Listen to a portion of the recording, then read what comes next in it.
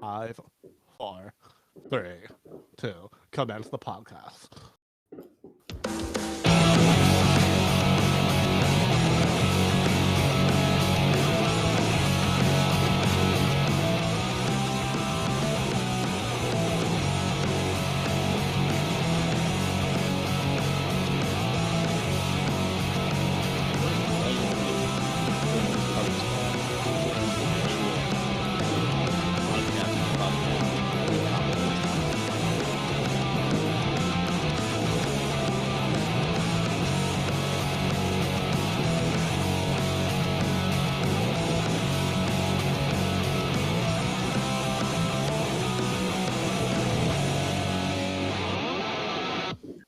Hello and welcome to the Worst Movie Ever Made, an experimental movie podcast designed with one thing in mind, to find the worst movie ever made. I'm your host, Chris Ackman. I'm joined by my co-hosts and fellow mad scientist, Rob Scucci and Bob Hessek. Hey guys, how are you? And happy 4th of July.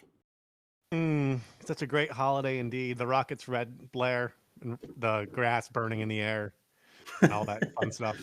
I'm not doing too great because Bob picked Nothing But Trouble this week, starring Dan Aykroyd, Yep. Chevy Chase, John Candy, and Demi Moore. The film is a mix between Texas Chainsaw Massacre and Pee-wee's Playhouse. And it involves a financial writer who's exceedingly wealthy, who gets kidnapped by Dan Aykroyd in a ghost town after running a stop sign, which is punishable by death. And that's about right. I'm going to turn it over to Bob now because I'm getting really angry just thinking about it. Bob? Listen, I didn't make this movie. I just put it on the poll for fuck's sake. But I did watch this as a teen. Like, it was 1990 or 91. I was like a budding teenager, like about to start high school. And I loved Digital Underground for the Humpty Dance and their Sex Packets record. And I grew up on SNL. I grew up on SDTV. So like John Candy, Dan Aykroyd, Chevy Chase, I was like, this has to be good. It has to be so good. And I watched it again and again, trying to make myself like it, and nothing. I've done that. And like I'm with you, Bob, because I know you don't like these people, Chris, and I know our friend Jay absolutely fucking hates every single person in this cast with like a blazing passion. But like I know Chevy Chase is a massive asshole in real life, but like Christmas Vacation is like in my top holiday movies. I do like that one. No, Muppet Christmas Carol is not in your rotation. We learned that last week. Yes. Yeah, we did. With old guy. Michael Caine. Michael Caine, yeah. Yeah, as Scrooge. But like I'm Dan Aykroyd was great in Grosse Point Blank. John Candy was great in Planes, Trains, and Automobiles. Like he wasn't great in Hot to Trot, which you can listen to at www.theworstmovieevermade.com. Truth. I don't know what went wrong, and we're going to get into it today, I think. Yeah, you're right. I don't like anyone associated with this movie but John Candy. I am a Candyman. But otherwise, I don't like anyone else, especially Dan Aykroyd. And he had the keys to this movie, and he drove it right off of the New Jersey Turnpike into the fiery pits of hell. Speaking of the fiery pits of hell, let's throw it to YouTube.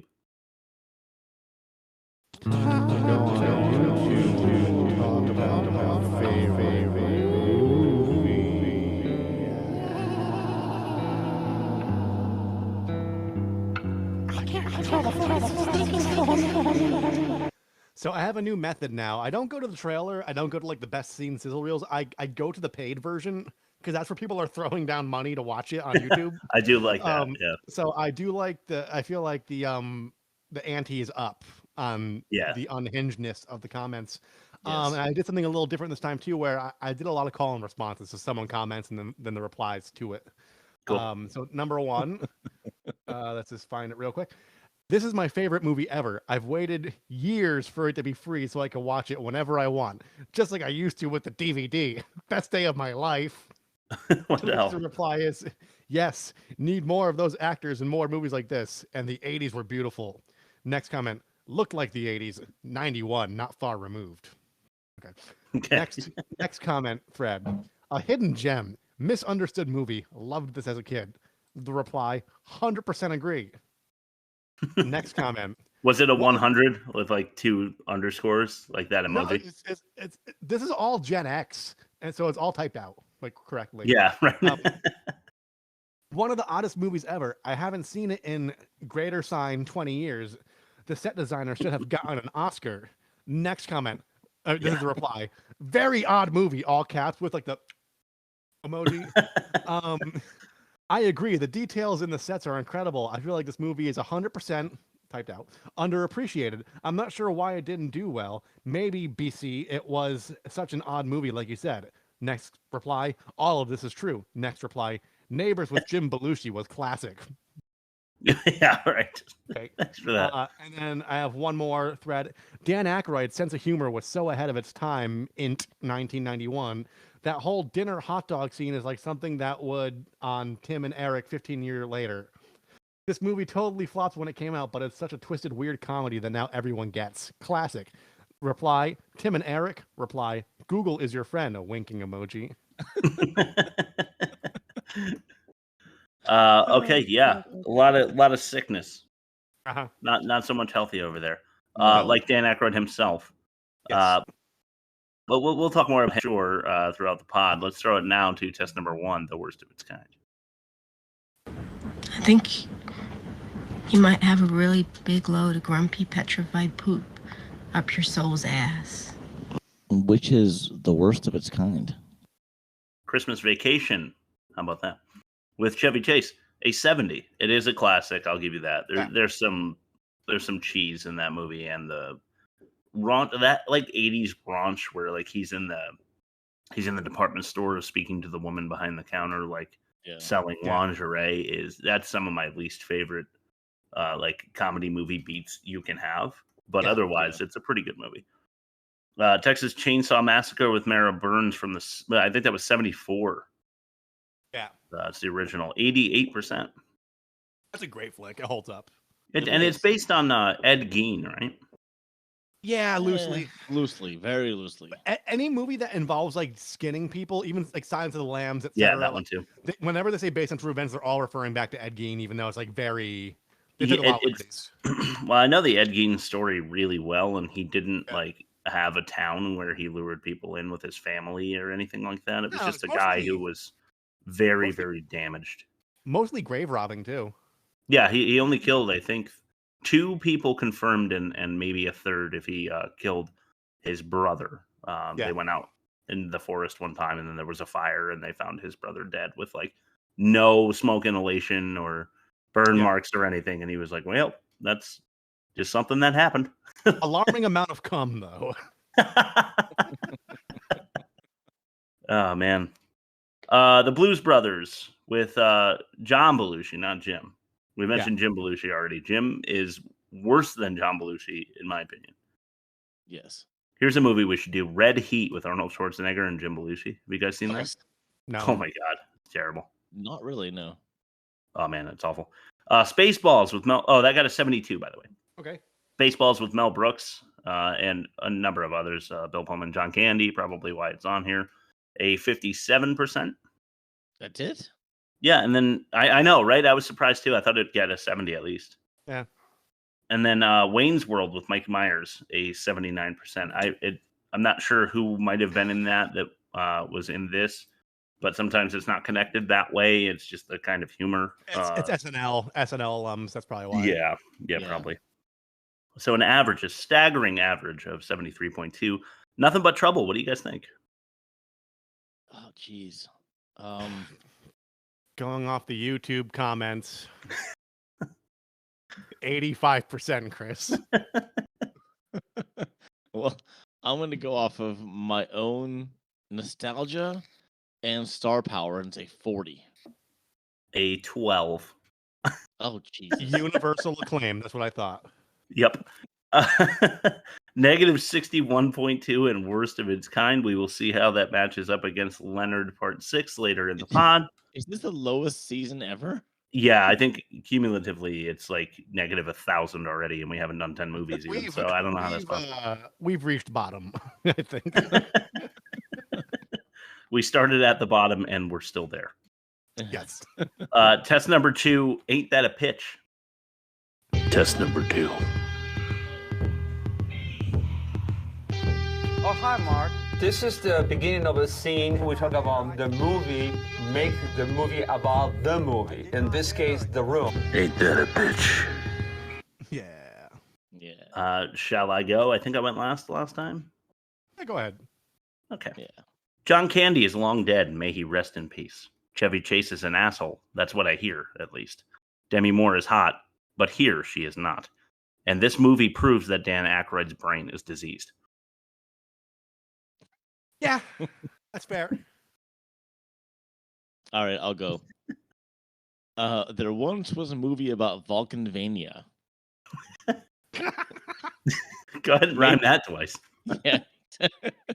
Made by a man suffering from egomania. Nice. The makeup was gross. Barely any real jokes. I never again will speed through rural Pennsylvania. Wow, nice. All right. Nicely done. Tough acts to follow. What a tremendous pile of shit. Aykroyd, Chase, and Candy couldn't carry the bit. There are hot dog contraptions, and Digital Underground did some rapping. This movie makes me want to cut off my dick. Me too. And then put it in a hot dog roll and send the train around the table for some ketchup. Gargle. As funny as it was, I'm going to go a Bob 5 for getting 2 Vulcanvania rhymes in there. Yeah. You have it to him with a 5? 5. Bob 5. Sick. All right. Love it. I was going with Chris, but I'll take it. I'll take it 5. Cool. Sweet. Well, thank you for saying that, because that makes me feel a little better. I should have just waited and gone with me too. I think I had a pregnant pause because I didn't want you to take my win. All right, test number 3, the most offensive. Hey, do you guys want to talk about all the offensive parts that we witnessed in this movie? In a few minutes, bitch. So for as ugly as this movie was, it wasn't as offensive as you might think. Of course, you guys are welcome to mention anything you want at the end. I have 6 here, no clips. Right. Starting with number 1, lawyer-client bing-bong. Okay. Yeah. So Demi Moore is banging her client. I think she's his lawyer in the beginning, right? I don't think you should be representing someone you're taking to bed. She's a lawyer. She's not his lawyer. Oh, really? Yeah. Yeah. Are we sure? Yes. Pretty sure, yeah. All right, well, cancel number 1 then. Well, I mean, I'm still gonna. It was fluff anyway. Yeah. All right. Oh, you like lawyer-client bing-bong? Yeah, I'm a fan. Number 2. Go ahead. You like it? Yeah. Okay, I just want to hear that again. Number 2. In any situation, fleeing from the fuzz. Yeah. Yeah, and not just like I don't know. It was just it was so blatant and out of its time. I mean, that was like 90. Yeah. Yeah. It just never would happen. The Brazillionaires are like, oh, go faster. You're in a beamer. You can totally outrun the cop. And so he's like, all right, I guess I will. Like, no one's going to be, especially like a financier who like plays by the rules. Do you think... You sounded like Tommy Wiseau when you did your Brazilian accent. Well, we don't know where he's from. He could be from Brazil. Do you think that the chase scene in this movie inspired the lyrics to Hey Jealousy by the Gin Blossoms? Yeah. Yes, I absolutely do. Let the cops chase us around. Number 3, Death or Eldona. Yeah. This is I mean, this is going to come up again for other reasons, so I won't say it all here, but forcing someone to marry your granddaughter, was it? Yeah. Yes. Or face a horrible death in the Bone Ripper machine. Seems a little offensive to me. I called it the boner coaster. I just had more fun. But right up. Yeah. You got to throw boner coaster. Boner coaster. All right. That's awesome. Number 4, John dressed in drag is the whole joke. Mm-hmm. They don't even have him do a... I think if he did an unconvincing woman's voice, it would have been funnier. Yeah. Yeah, but they made the character a mute, so they had to avoid that, right? So, yeah, in order to... struck dumb by a thunderclap. Dan Aykroyd's old man, Alvin... What was it? Sheriff? No. But Judge Alvin? I think it was Judge. He was let's go with that. Yeah, Judge Alvin's character says she was struck deaf, dumb, by a thunderclap. Yeah. All right, I digress. Number 5, say sorry to São Paulo. What did São Paulo do? They threw 2 jokes in there about how bad it smells. I was wondering the same thing. Like, why? Why is that so funny? I really don't know. Maybe there's something happening in 1990 with São Paulo where is where is São Paulo? I assume it's in Brazil. Sounds right, São Paulo, Brazil. Yeah, Rob's gonna look it up real quick. I'm gonna look it up because I want to know right now. Yeah, so do I, and so does the audience. Yeah, it's in Brazil. It's a cosmopolitan melting pot city, home to the largest Arab, Italian, and Japanese diasporas, with examples including ethnic neighborhoods of Bixig. Yeah. Well, all that food mixed together, I guess that's why it smells. I was assuming it was an LA reference because there was very, like, a lot of these movies in the 90s were based in LA, you know? Yeah. Yeah, like New York and LA smell. Yeah. New York does smell. Yeah, it does. Jersey smells. Most Jersey cities smell. Yeah, Jersey smells bad. You know what city doesn't smell in my experience? What's that? Boston. Smells like weed. Yeah, that's fine with me. That doesn't smell bad. Yeah, most cities do nowadays. Chicago. Very true. Ain't that the truth? Pittsburgh. Not a bad thing, right? Yeah. Number 6, sinful use of stardom to insult all of cinema. That's another fluffer. But in my opinion, giving Dan Aykroyd this much power and did he write this movie with his brother? Yeah, he did. He wrote most of it, yeah. He produced this movie with his brother? It was inspired by a story his brother told. This will all come out in worst production, don't worry. Okay. Well, I'll leave it at that. You guys want to mention anything else? I'm sure I missed something. Just didn't make any sense. I'm offended because it exists. Yeah, me too. I really am offended that Bob made us watch this. Mm-hmm. Hey, it could have been anyway. It could have been worse. Yeah. This movie could have been worse. My choice could have been worse. Oh, wow. Okay. Well, I guess we'll see. All right. Let's throw it to test number 4, the worst dialogue. Do you like what you see? Would you like to touch what you see? Would you like to go out with me? Would you like to fuck me? Just the worst dialogue. Bingo. Bingo. He grabs the stethoscope thing. He's like, bingo. Bingo. And it's not in her ears, so her neck hears it better. All right. All clips here, 5 of them, starting with number 5. Lame. What is this place? My God. So that's where they buried Flipper. Flipper's dead?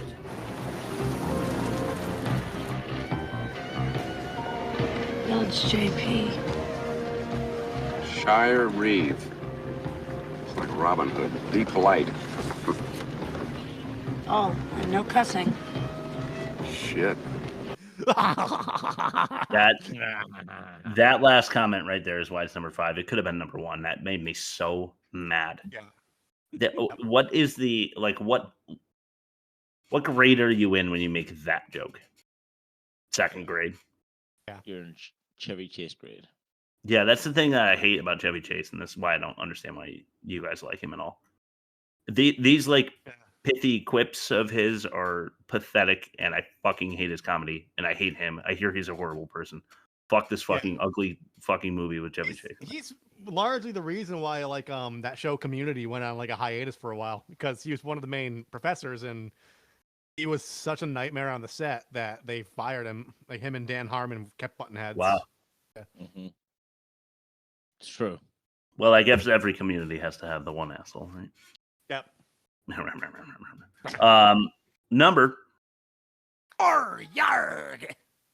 Oh, I want to say the buried flipper joke, also really terrible. Yeah. This one is called Plead the Fifth Dimension. Okay, Arthur. Have you been drinking tonight, son? No. I had a couple, so what? I'm fine. I'm afraid you'll have to blow. Blow you? To get out of a ticket? Forget it, Tom. That's not funny. I meant you'll have to use a breathalyzer. I'll blow him. Maybe later. Next century. Let's go, son. Oh, come on, officer.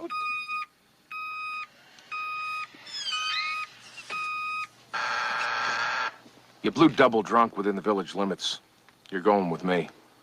Sure. Whatever you say, officer. Say goodnight, copper. Please. Please, no. Don't kill me. Chiefy, pal. I was only kidding.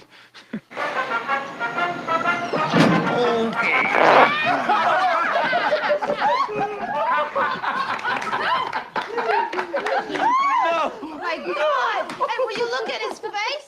Is that nose rubber? Hey, I don't want you. I want Judge Wapner. I have to plead the fifth dimension. Okay. Yeah, who is Judge Wapner? Was that a? Yeah, People's Court. 12 Minutes of Wapner, Rain Man, Dustin Hoffman, Tom Cruise. Perhaps you heard of it, Chris? Yeah, People's Court, 80s TV show. All right, I'll just move on. Double drunk.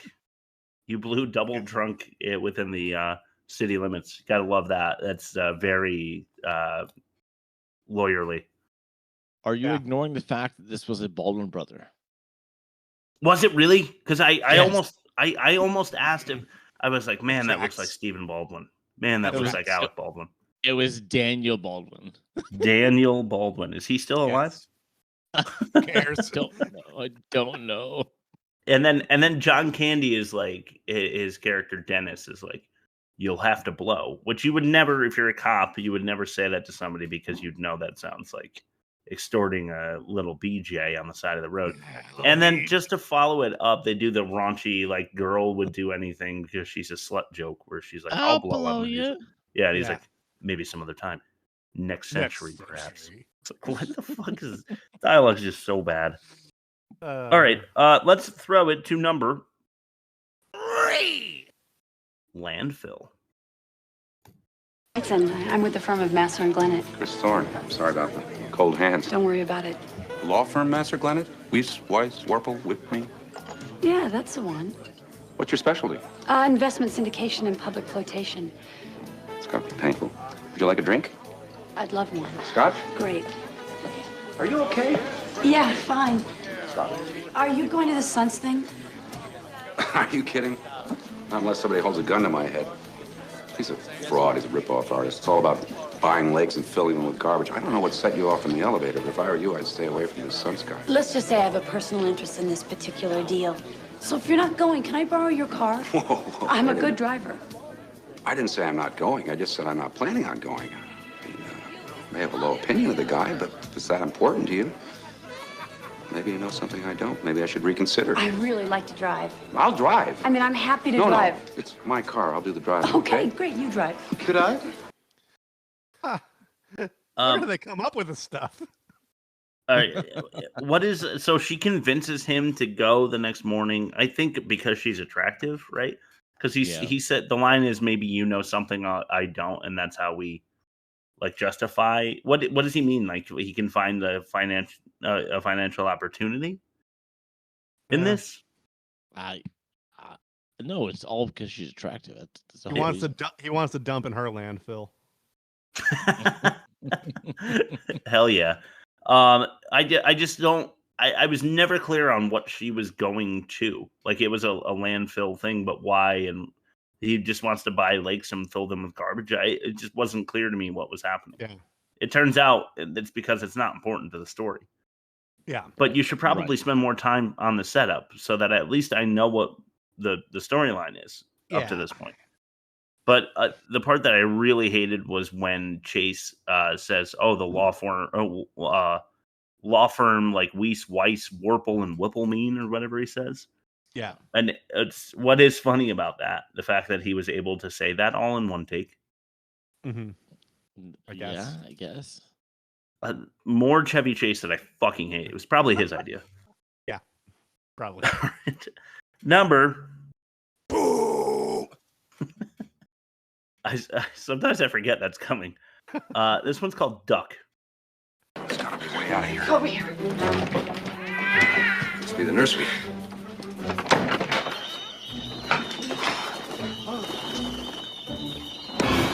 Bathroom. Guano. Marjorie Vulcanheiser.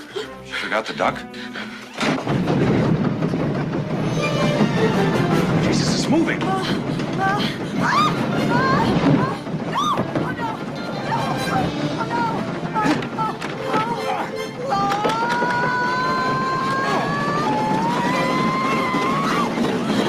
Oh, Jesus. I could see that the setup working in another just nonchalantly opening up a room full of like bat. He's like, "Oh, it's the bat room." Like, yeah, like, I could see that being funny in another context. Hated it. It wasn't here. Fucking hated that Batman line. He opens a door and there's like a doll head, like a baby doll head. Yeah. And he calls it the nursery, and then he opens the door, and I just didn't understand what the Vulcan. Whatever, what was the last name? Vulcanheiser or Vulcan something? Yeah. Like, it's a gravestone when they open the door, which doesn't make any sense from its root. But then he's like, "Oh, she forgot to duck." Which brings up a whole nother question. Are they the Reeves or are they the Vulcanheisers or whatever? Well, Vulcanvania is the town. Yeah. So the Reeves took over the Vulcan whatevers, because the gravestone has not Reeves on it. And I feel like the judge is bloodline, Vulcanheiser or whatever. Yeah, I guess.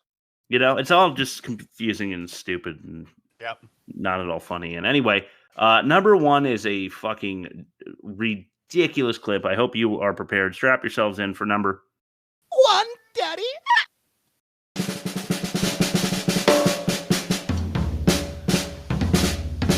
You know what? Fuck it. This one's called Hula Hula. Indeed it is. Quiet and let him do his little thing and we'll be on our way. Oh, I will let you be on your way. And when you go, the cat's eyes will spin. Now listen! Okay. We'll listen. Hey, hey, ho, ha, ho! Hula, hula, hula, the bula, bula, bula. Look who's got the front seats of the Mexican hat dance now. Just like a bunch of spiders in a birthday cake. You might be interested to know that you are not under the jurisdiction of just any old fishing license dispenser and stamp pad jockey. We've always been set to deal with the offenders once and for all at their first appearance. Quick as sump grease through a 10-year-old goose. Congratulations. I'm glad to know things are running smoothly for you. Put out that dog rocket! Oh, sir, sorry. In 1796, my forefathers established this seat after the tenets of the old Shire Charter. Shire Charter? Excuse me, sir, that's pre-Magna Carta. I mean, serfdom and fiefdom stuff. Very good, young lady. You know, you and I ought to spend a little more time together. Go ahead. Please. Relieve me of the duty of explaining this fucking clip to the audience. It's better. It's not good. I want to start off with that. It's better than Jim Carrey's depiction of the Grinch when he does the same exact thing like 13 years later. I don't know if that's true. I'm gonna have to I'm gonna have to sit down and consider these It's two literally portrayals against each other. So if I had to pick one, I would say this is slightly better than that many years later. He should know better. He should know better. Yeah, I suppose. Cat's eyes will spin. Look who's got front row tickets to the Mexican hat dance. You guys are like spiders in a birthday cake. And put out that dog rocket. A hula hula hula. A hunka hula bula bula. And he's really, really, really like mobile for what he looks like he is. Yeah. Yeah. It's all actually unbelievable that it was filmed. To me. Just yes. That he had enough yes men around him. His brother, the production team as a whole, the studio all agreed to make this film and distribute it. And I have nothing else to say. Rob, let's do your ad read. Hi, kids. It's me, Ronald McDonald, and I'm on the set of my very first motion picture ever. It's a movie called Mac and Me, and it stars my little friend from outer space here. His name is Mac, and I want to introduce you to him. Mac? Rob's ad read. Today's episode of The Worst Movie Ever Made is brought to you by Captain Koozy's Sparkling Liverwurst Water. Did that make you quiver? Well, that's the power of liver. Crack open a can and show your clout, but limit 6 drinks per person or you'll get the gout. But if you'd like to drink more than you please, we recommend our other flavors like jailed fat and head cheese. Captain Koozy's Sparkling Liverwurst Water, the chunk you could gargle. Oh my God. Ew. Chunk you could gargle. All right. Can you throw it to the bumper for the next one before I puke? This is test number 5, the worst production. You got it. The Worst Movie Ever Made presents the worst production. You can't even draw stick figures. Your cartoons aren't even funny enough to be on the Family Channel. You stink.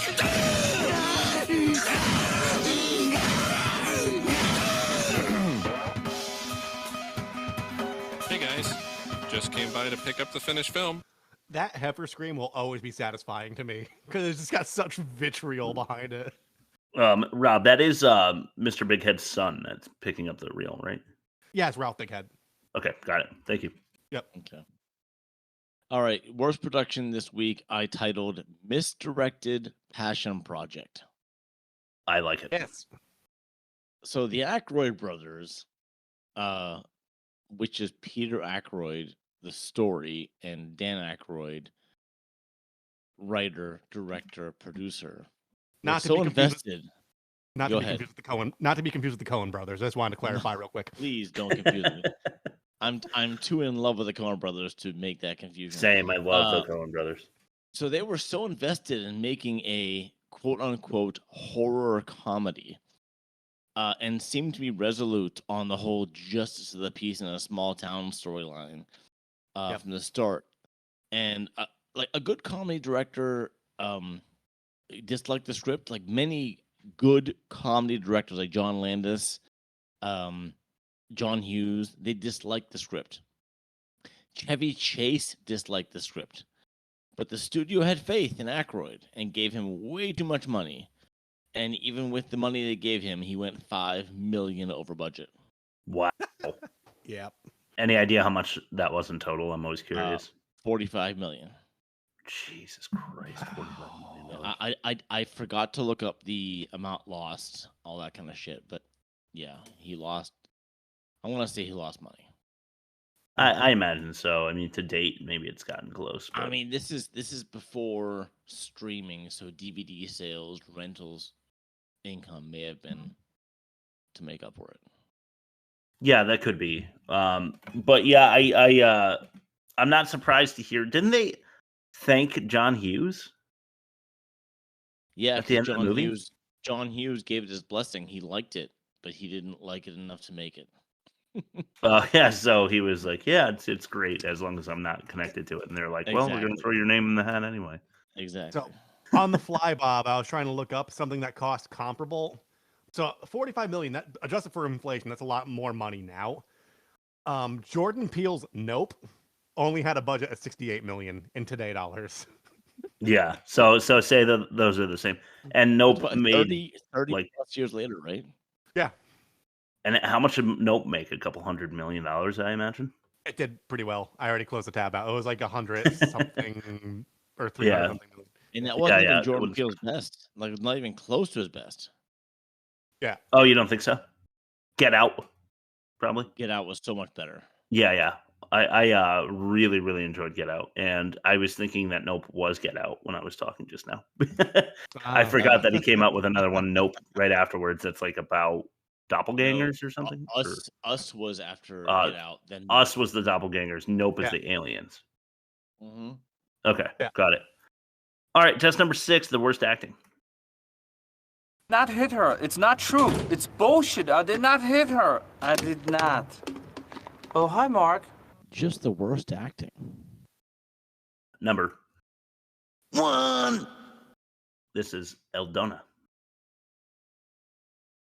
Well, folks, I'd like to introduce my granddaughter, Eldona. She's single and the best Class A mechanic in 5 states. Adorable, Judge. She'd make an ideal wife, too. Genuine wage earner and struck dumb at birth by a thunderclap. Kind of woman. I think the two of you'd make a perfect couple. You look pretty this evening, sister. Doing something different with your hair?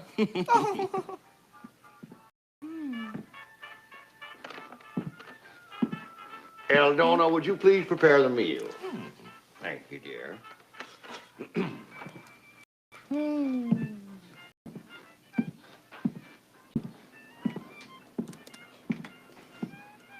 Want to see a wine list? Young man, it is basic human politeness to share your conversation with the whole table. So what's on your brain? So fucking dumb. And that lady at the end is really the, last stitch on the bow tie. I don't know what the fuck I'm going for. The icing on the cake. The last stitch on the bow tie. That's it. That's a, Northeast saying. You guys aren't from here anymore, although Bob is. not that far northeast. That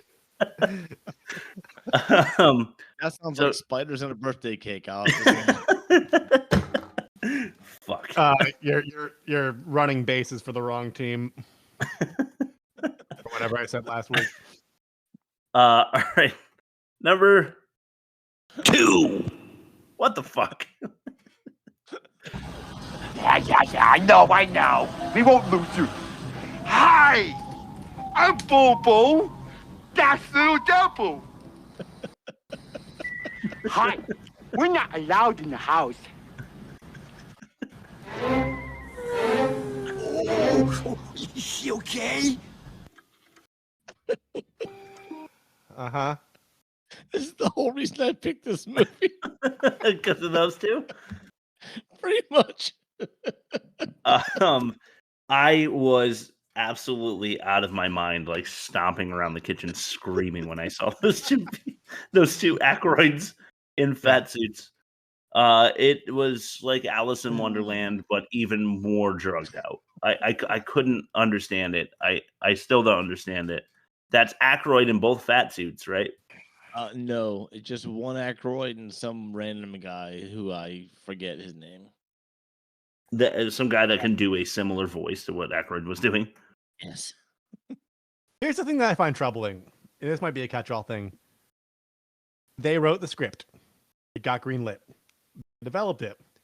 The costumes and sets were designed. They did multiple table reads. They had catering. They were on set 18 hours a day. And not at one point did somebody say, They did, but then Dan Aykroyd started talking about aliens. And they're like, well, I don't think we're ever going to get through to him.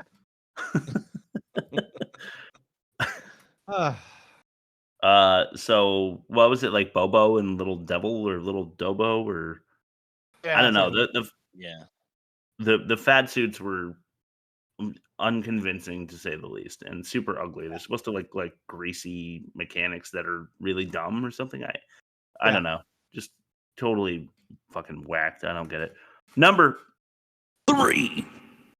Why?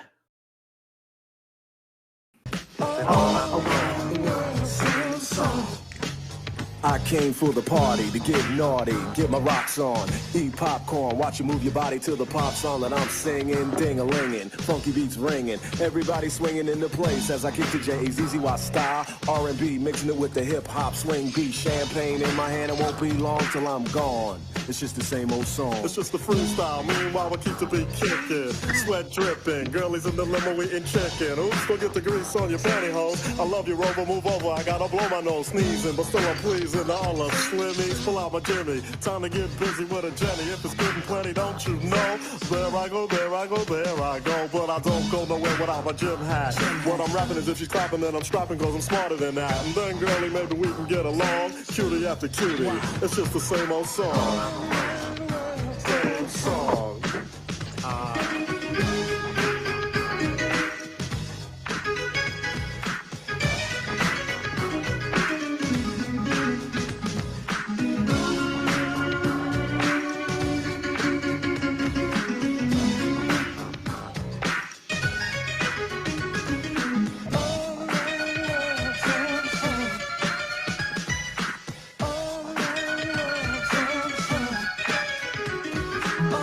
To their credit, that was an actual Hammond organ, to the best of my knowledge, and the hands were actually like miming the notes correctly.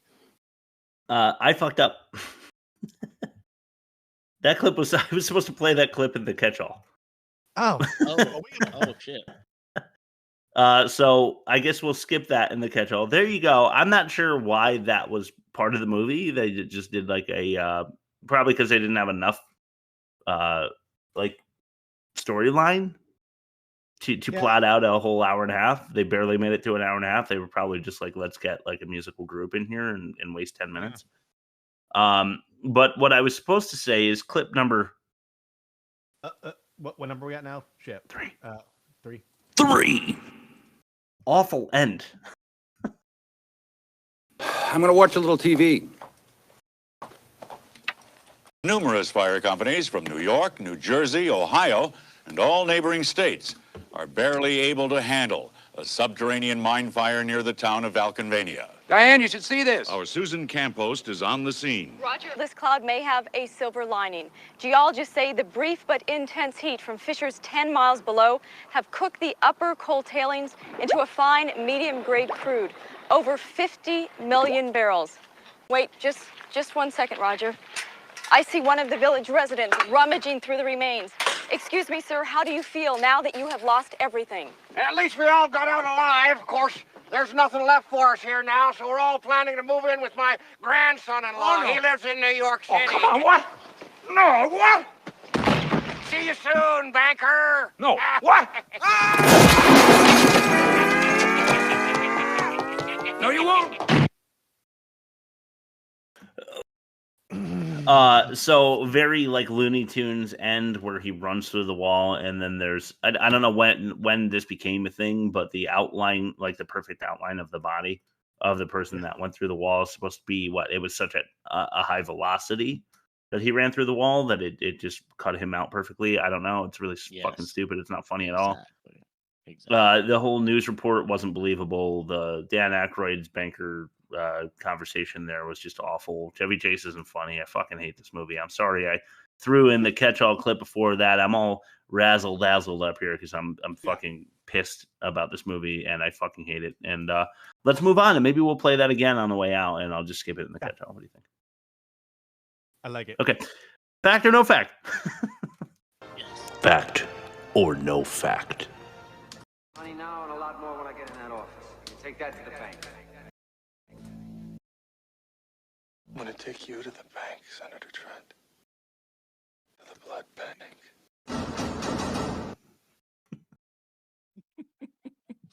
All right, nothing but trouble. I called fact or no fact this week. Nothing and trouble because Nothing this and story is trouble. nothing, and it was just trouble. It was.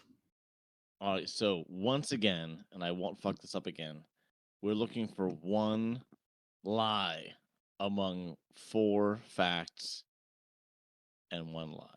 See, I like that because then the audience gets 4 actual facts about the movie. I know, I love it. And it's just so happens that every one of these facts involves Dan Aykroyd. Of course. Okay, sweet. Okay, so first one. The Justice of the Peace traffic violation scene were actually based on true events involving Dan Aykroyd. Okay, second one. Dan Aykroyd played the part of Bobo because he couldn't find anyone else willing to. Okay, third one. Dan Aykroyd directed this movie because he couldn't find anyone else, a director who was willing to. Okay. Fourth one. Dan Aykroyd wanted to play Chevy Chase's character and the judge, but the studio wouldn't let him. And last one. Dan Aykroyd directed 2 more movies after this one, but all 3 were box office and critical failures. All right. Okay. I'm gonna say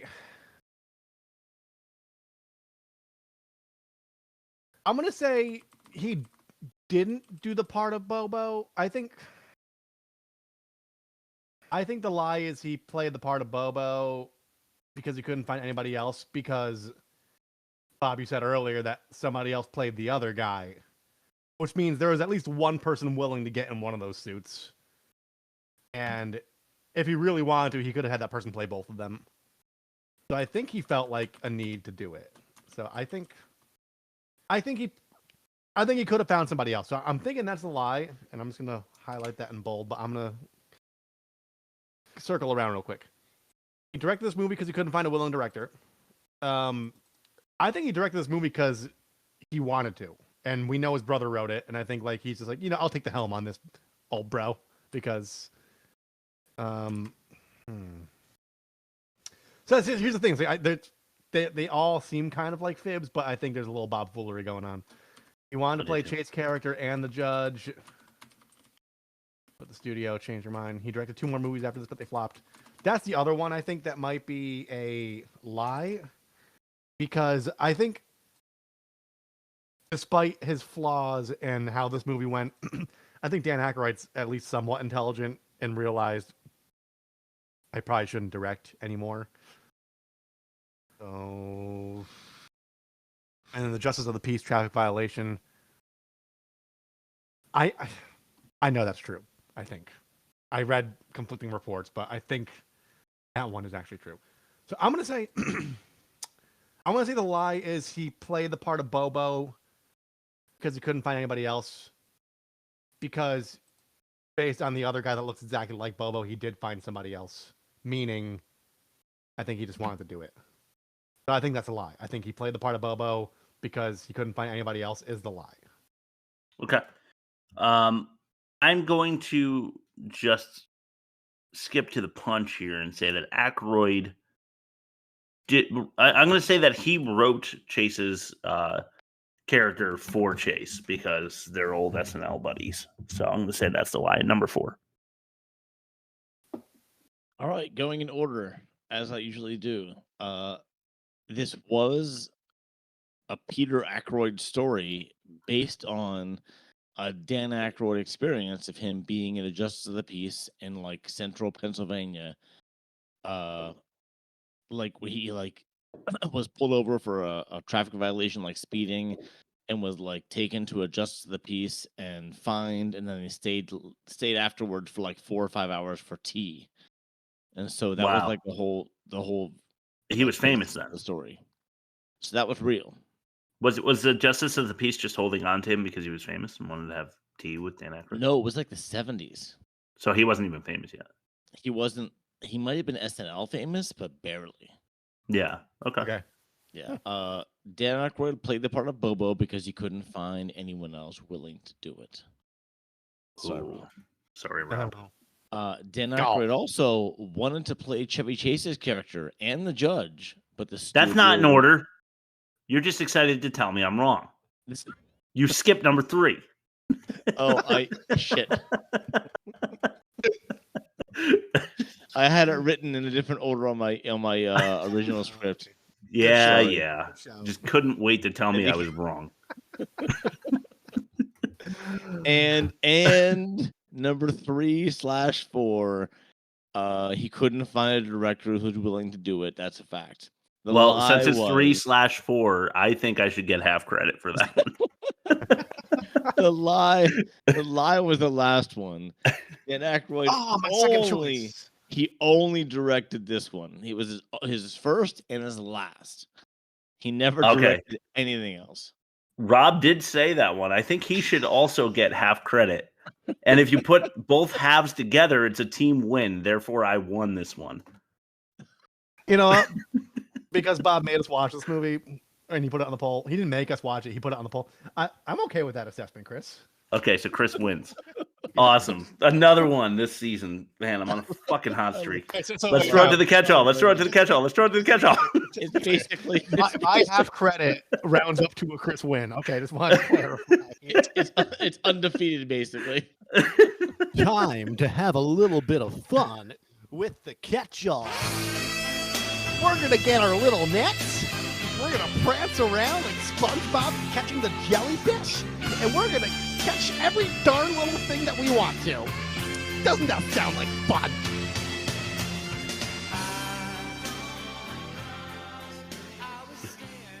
All right, listen, I'm not going to shit on a New York skyline opening. That had me feeling like I was going to love the movie right from the jump. Little like jizz jazz going on, a little. They still had the towers, yeah. Yeah, it was awesome. Rob, I stole your jizz jazz line. Sorry. Yeah. Why is Chris arriving to his own party at the same time as everyone else? That's Chevy Chase's character. Yeah, that's an issue. Fashionably late? Yeah, it's just weird that he's not there to welcome anyone. Who's welcoming them then? Because they're already there when he walks in. His valet. I suppose. But his valet was with him. Oh. Okay. Story by Peter Aykroyd, directed by Dan. The only reason I bring this up again is because it reminds me of The Room. It's like when you have too much power, The Room can happen. Yeah. The doorman, by the way, was Peter Aykroyd. Oh, was it really? Oh, yeah. right. No kidding. Not his driver, the doorman. Doorman, yeah. Okay. Dennis's 80s style. Why did I say Dennis? Oh, Demi's, because Dennis is a character also. My handwriting is terrible. Demi's 80s style is yucky, in my opinion. I'm into it. That's why I like the 80s and you don't. I think I like 80s fashion. As we learned in Leonard Part 6, rich is not a funny scenario. The fact that he's really rich is the backbone behind some of the gags, and that's just not funny to me. Agreed. Oh, like the white wine. Like, was there white wine on the menu? Like that whole thing. Yeah, that kind of stuff. Just like it works with Frasier, but that's because he's a pompous idiot that you're supposed to be laughing at, not with, because he's so rich. Chevy Chase and Bill Cosby's characters, you're supposed to be laughing with them because they're so rich, and I'm not, so I don't get it. Yeah. No. Agreed. What did you guys think of the term Brazillionaires? Because they used it 6 times it was like the funniest thing. I didn't think anything of it, actually.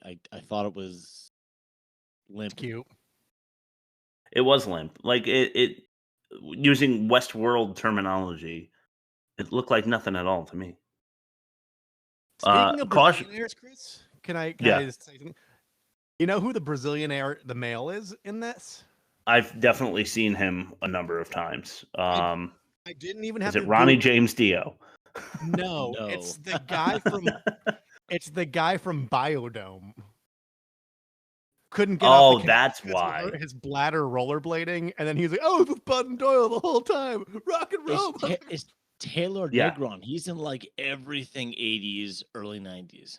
Yeah, he's got an like, interestingly ugly face. He is a comedy movie character actor. Totally. Yeah. But if he's in your movie, you know it's a bad movie.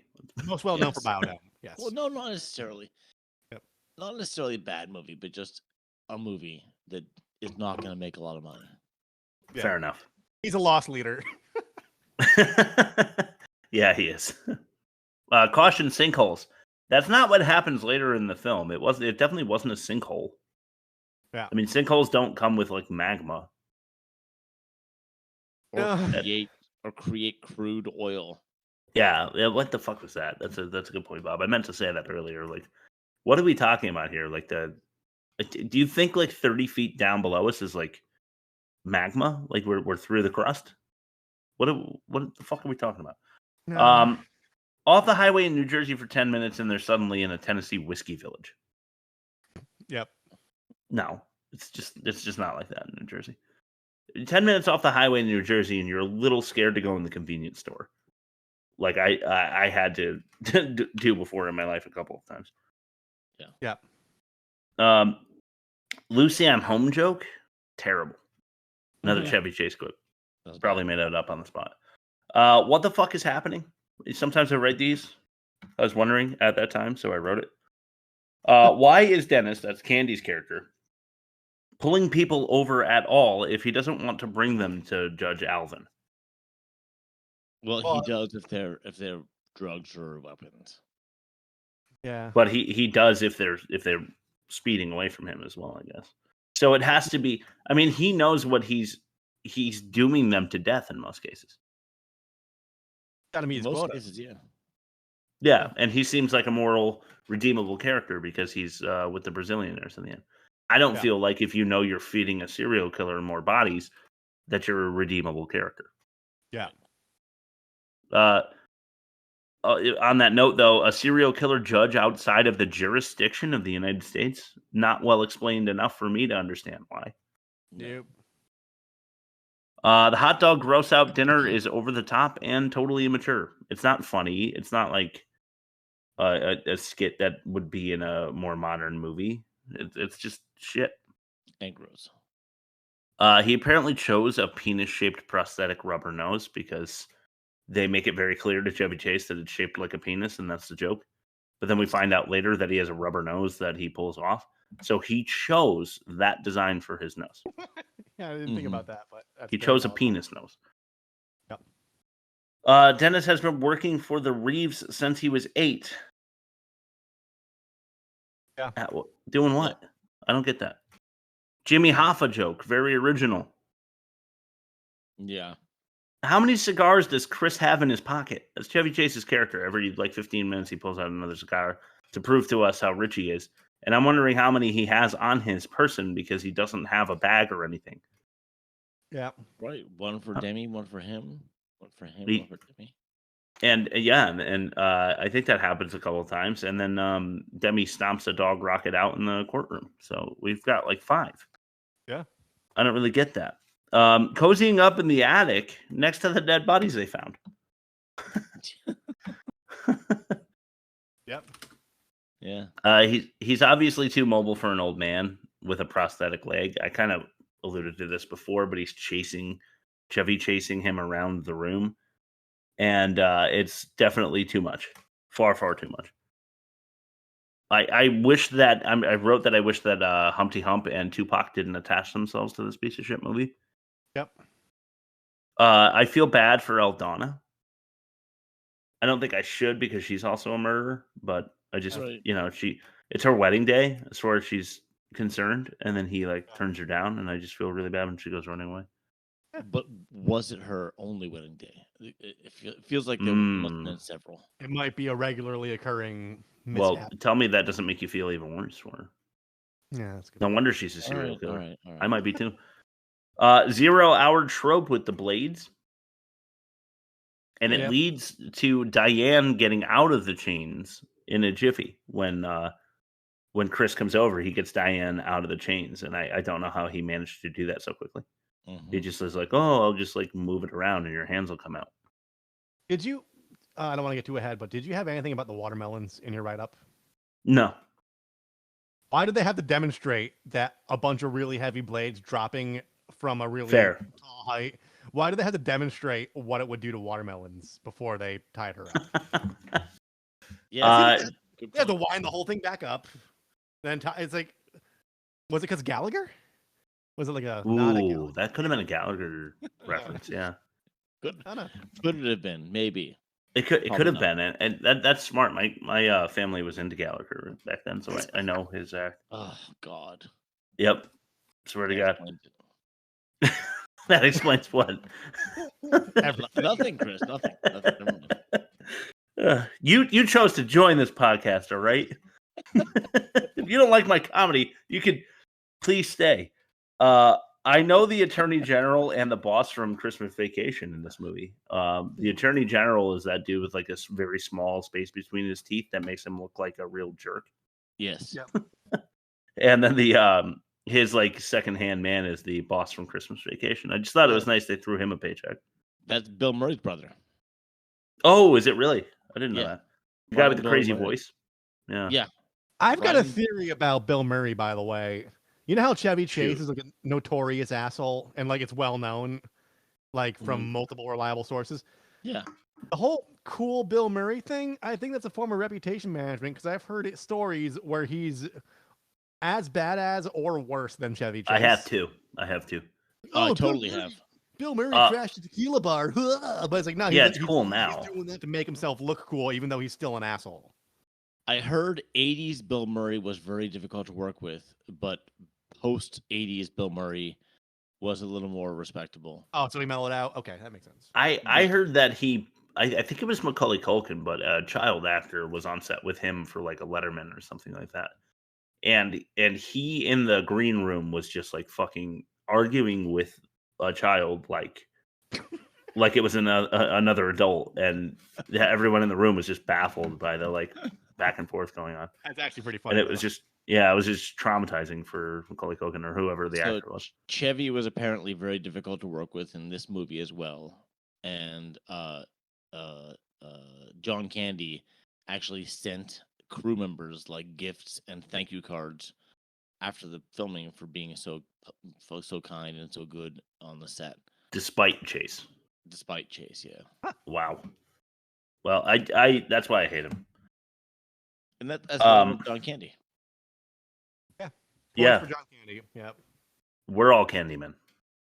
Yes. Another completely insane scenario where the entire police department is in the judge's pocket or whatever. Yeah. Yeah. Like he's got all like 60 of them. It's like the SWAT team. Why? Why would they want to feed the machine? You know, there's no cause for that. Yeah. And then because he killed a Baldwin brother. I mean, come on, what do you? Oh yeah, all right, fair. Yeah. He almost got a John Candy's character almost got a BJ out of him too. I watched that just to spite the Baldwins. Yeah. Brazillionaire girl grabs Candy's ass at the end. Oh, at the end, yeah, she does. Yeah, I just thought I'd mention that. Again, this is someone assisting a mass serial killer getting his ass grabbed, but in an infidelity sort of way at the end of the movie. What a moral end. I hated this movie. I thought it was the ugliest movie I've maybe ever seen. I absolutely hate the prosthetic like rubber bullshit of this time period where everything looks wet and inflated and like, yeah, you know, like if I was on a one of those jumping things that you inflate in your backyard, you know, bouncy house. Yeah. A bouncy house. Yeah. It looks like if I was like rubbing all over a bouncy house and then you put the bouncy house over an actor, you know, like it just looks terrible to me. I hate everything. And I mean that. I mean what I say. You guys want to mention anything else? No. Yes, actually. I originally was going to plot with Chris to research as many facts about this movie so we could torpedo your segment, Bob, because we hate this movie so much. But everything I read, aside from the Justice of the Peace thing, was not included in your quiz. But I did learn that the city of Pennsylvania or whatever was actually modeled after Centralia, Pennsylvania, where I've actually been, which is an old collapsed mining town that's still smoldering to this day. No, I had an ex-girlfriend who was obsessed with that for like a photography thesis, and so I've made trips there, and it's actually a really cool. Like the whole ground's like on fire, and there's only like 2 people that are still living there, and they're crazy as hell. So I didn't know that. Was that why? It's just occurring to me. Isn't Vulcan like a Latin derivative volcano kind of? Isn't there something there? Vulcan means like if you're a volcanographer or something, you're a student of volcanoes. Yes.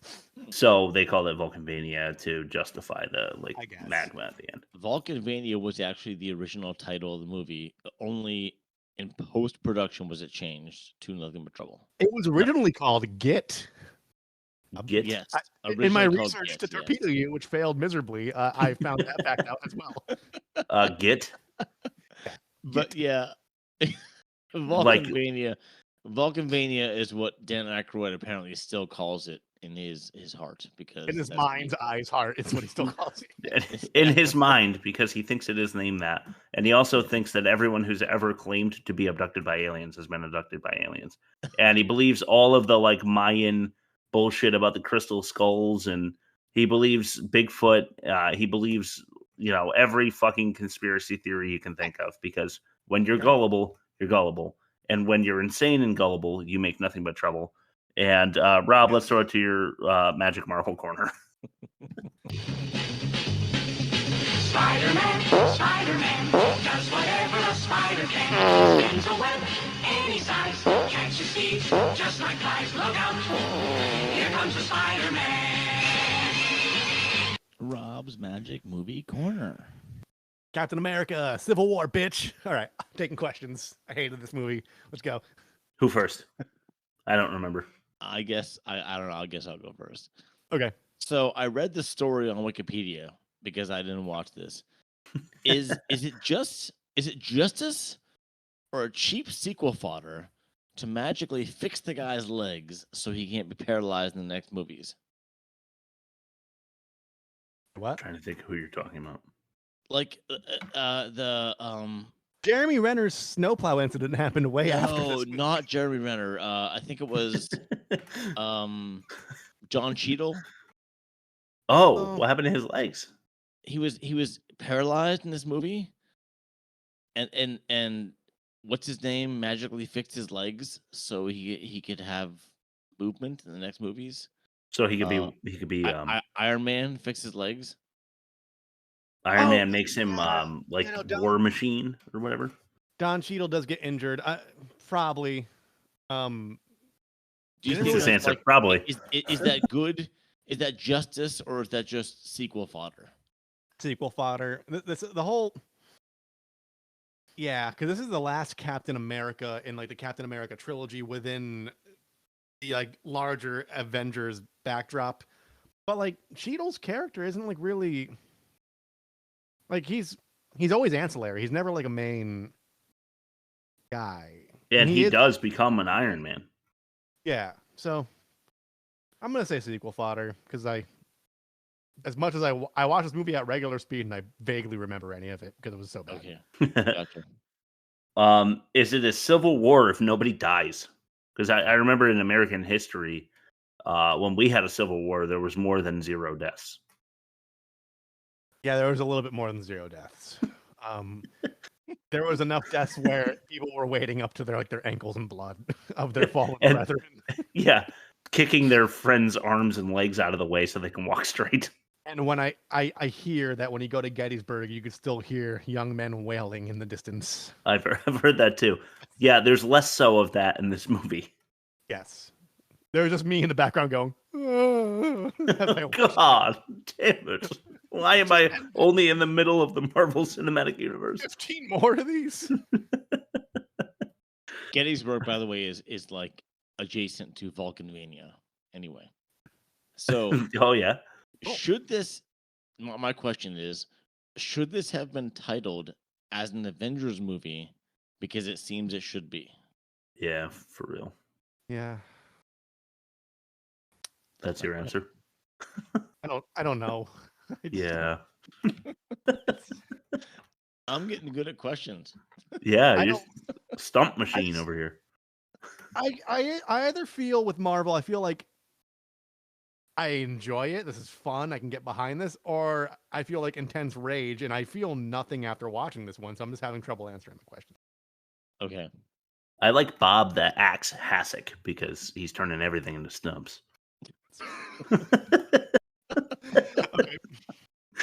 Number 2 for me. I just need a second so I'm not laughing while I'm talking. One can protect you. The rest of them attack you. Who are you taking? What? One of any one of the Avengers universe people are going to protect you. The rest of them will attack you. Who are you picking? Iron Man to protect me because he's got money, and he's probably got all sorts of secret lairs that we don't know about. Okay, but then the rest are going to attack you. Yeah, but I'm just saying, if you have the Hulk, then he can probably hold off some of them. I think you're dead no matter what. I think the Hulk can't control his emotions though, and he's easily manipulated by Black Widow. So she can just be like, "Oh, honey," and just give him a little rub and tug. Oh, sun's going real low, big guy. Yeah. Why don't you just get some cuddles up on Black Widow? Okay. Yeah. It's the jelly school. Jelly school. I think jelly school's coming. I think I'm gonna stick with Iron Man. Iron Man will protect me. Okay. Iron Man will protect me. Can we clip that? Yes. All right. So I read a review that said this movie succeeds because it doesn't really try. Do you agree? Definitely didn't try. I wouldn't say it succeeded though.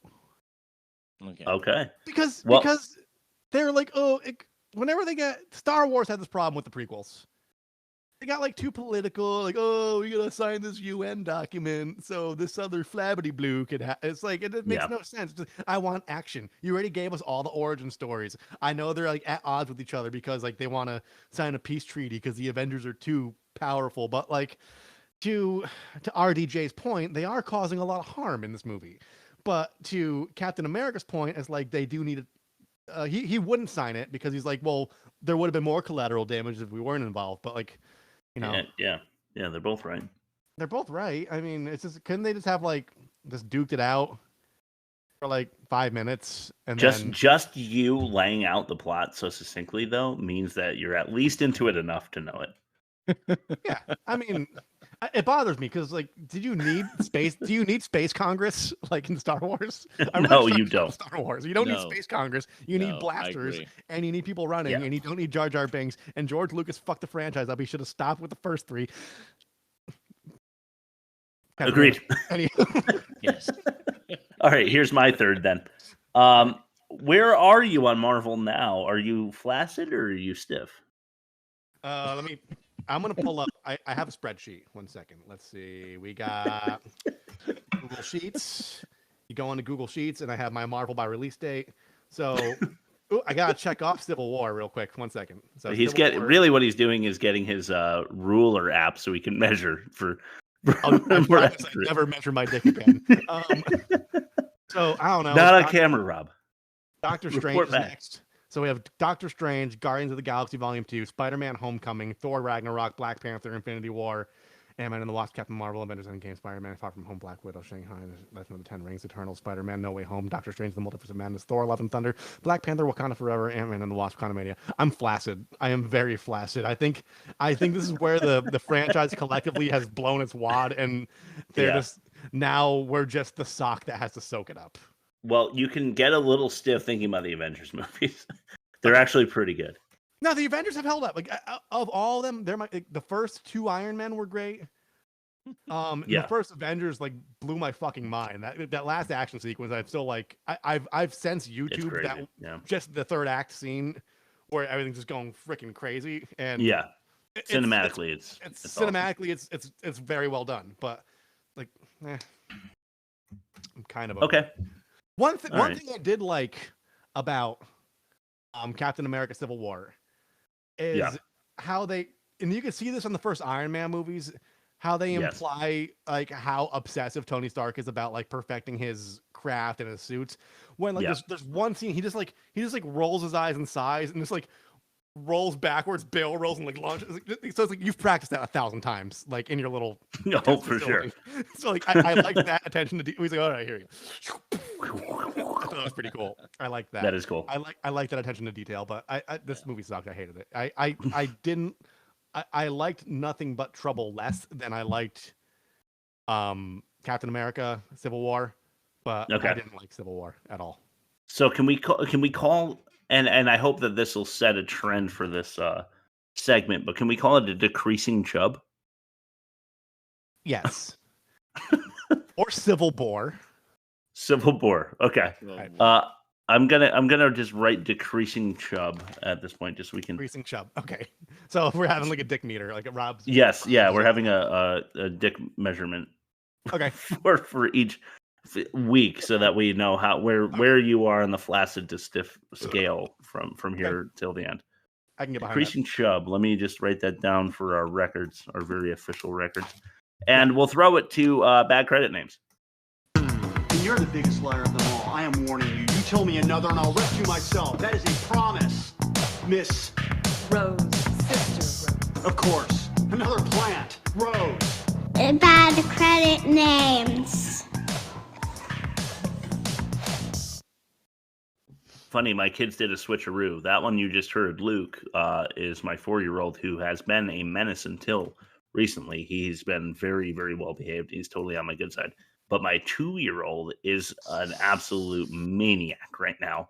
Everything that does not go his way is like a screaming fit where he's slapping whatever's closest to him and spilling beverages and breaking glass. And he hasn't done that. But, you get the point. Yeah. So sorry, man. Yeah, it's okay. It's okay. The 4-year-old is coming around, so that's good. Terrible twos. Yep, it is terrible twos. Bad credit names. So many Aykroyds. It's not just the two of them. There's like a bunch of Aykroyd children or grandchildren or something. Really? Yeah. Sib E. Ventris. That's a weird one. I wrote down picture in worst movie folder, and I turned to that beforehand. Humpty Hump. Sorry, Humpty. Got to do it. Shock G. These are all Digital Underground rappers. Shock G. Mm-hmm. Money Shock B. Shock G is Humpty Hump.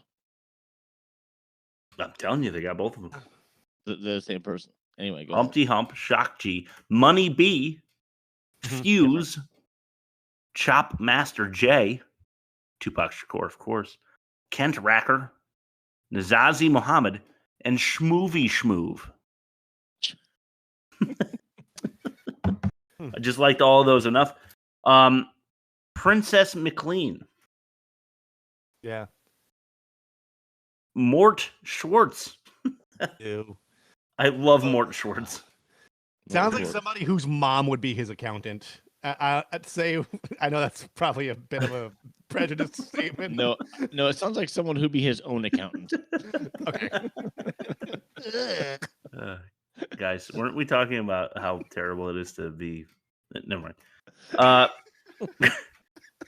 Last one and the winner for this week, Christina Cockoff. Okay. Yeah, it's a winner. Yeah, I think so too. What Rob threatened to do because of how bad this movie was. That's her last name. All right, let's throw it to the movie comparison. Now it's time for the moment you've all been waiting for. It's time to compare the movies.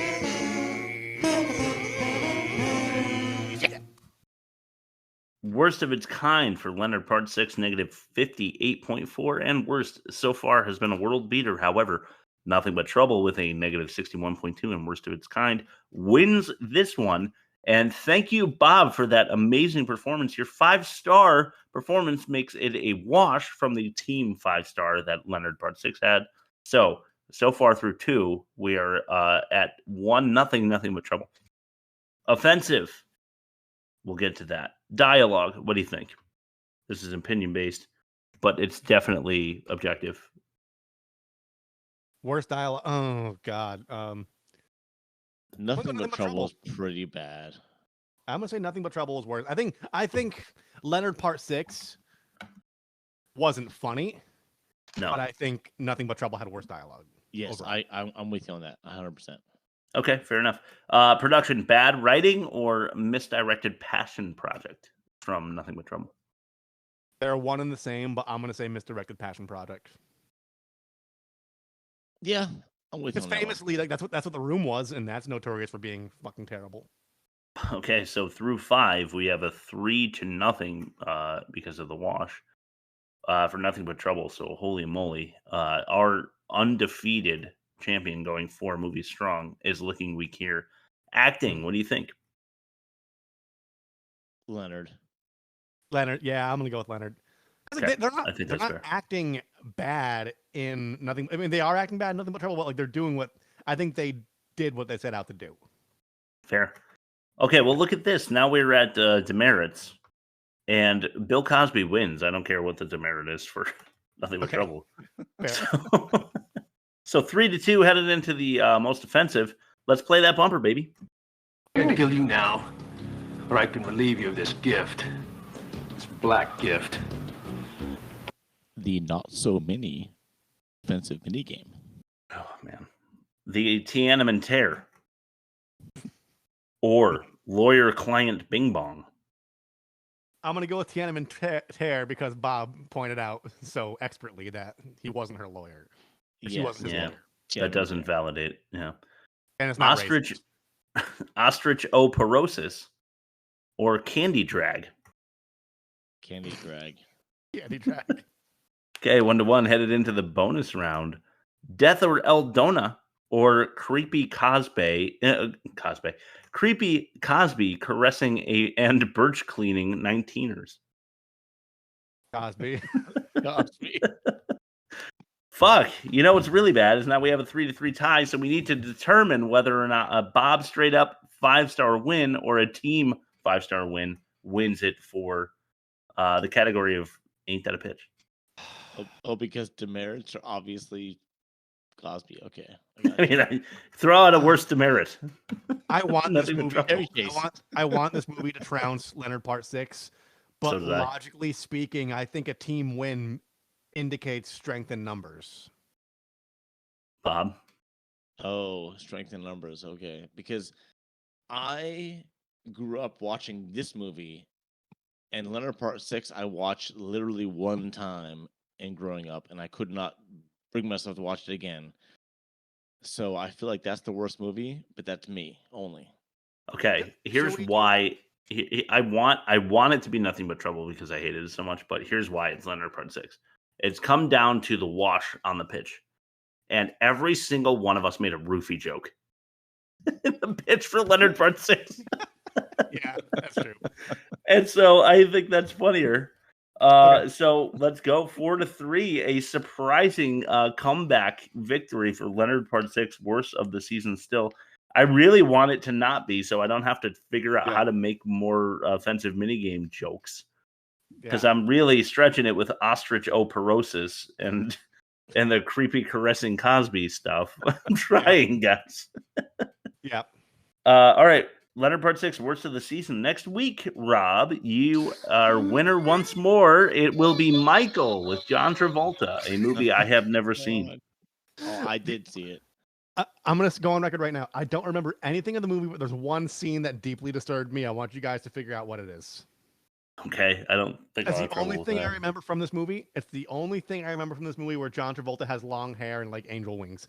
There's only one thing I remember that makes me shudder to this day, and I want you guys to figure out what it is. Okay, excellent. We'll figure it out. We know you. Yes, we do.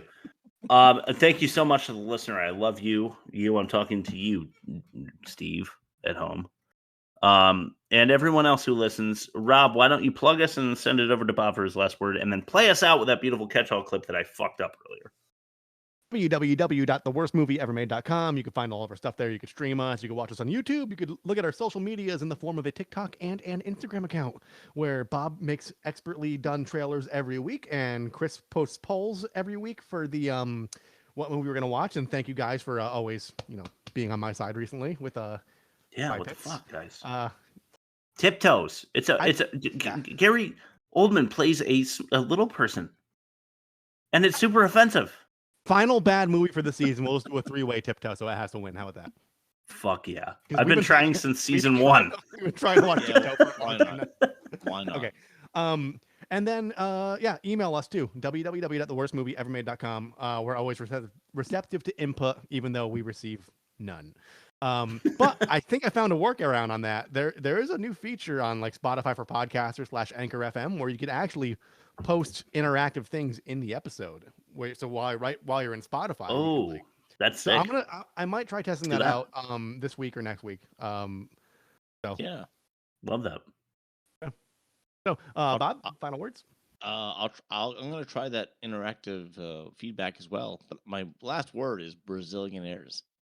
Oh, beautiful last word, Bob. Hey, quick question. I know you want to play Y again over, but I also have Pesos on deck if you want to listen to that again. Can we do one after the other? Let's do Pesos first. All right. We think we got a fucking fire team out there.